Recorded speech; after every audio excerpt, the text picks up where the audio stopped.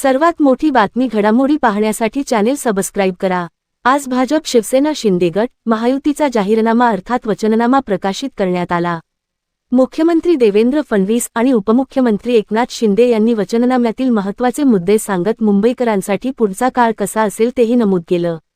यावेळी मुख्यमंत्री फडणवीस यांनी एक महत्त्वाची घोषणा केली।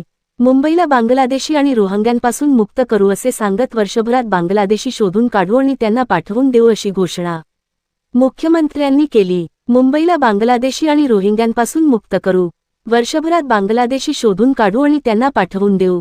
IITच्या माध्यमातून टूल तयार करून बांगलादेशी शोधू असं ते म्हणाले।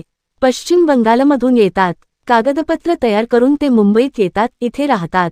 ते बरेचसे आपल्यासारखे दिसतात, भाषा बोलतात, त्यामुळे त्यांना हुडकावं लागतं।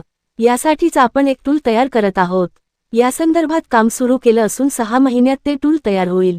त्यामुळे बांगलादेशी नागरिक शोधणं सोपं होईल।